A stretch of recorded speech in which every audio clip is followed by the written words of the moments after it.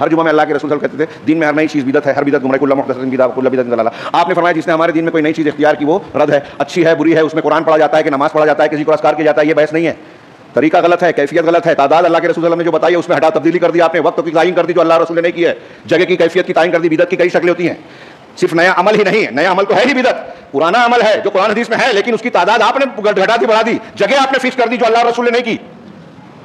कैफियत बदल दी, तादाद बदल दी, उसमें जिक्र अस्कार और तरीका बदल दिया, साहब बिदअत है। ये वो चीज़ें हैं जो अल्लाह और उसके रसूल जो अल्लाह ने नाजिल नहीं की। अब बिदअत की एक फहरिस्त बना दिया अल्लामा अलबानी वगैरह की,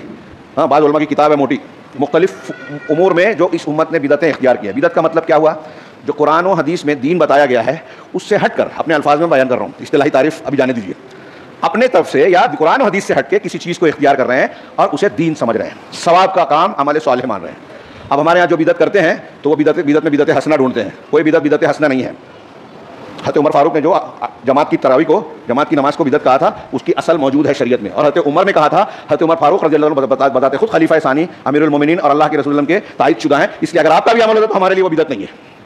लेकिन अल्लाह के रसूल ने 3 दिन पढ़ी थी इसलिए उसकी असल मौजूद है। तो वहाँ जो बिदअत कहा था बिदअत हसना, नेमतुल बिदअत हसना नहीं, नेमतुल बिदअत आ कितनी अच्छी बिदअत है, तो वो इस्तिलाही बिदअत नहीं थी। कल तक लोग अलग अलग पढ़ते थे, अब इकट्ठा पढ़ने लगे, कितनी अच्छी बात है ये कहा था हज़रत उमर फारूक। उससे गलत इस्तिदलाल करके बिदअत हसना, किसी ने और नए नए कायदे बनाए कि अगर मुस्तहब समझ के किया जाए कोई चीज़ तो बिदअत नहीं होगी, फ़र्ज समझ के किया जाए कमाल है, मुस्तहब भी तो दीन है, गलत बात है ये।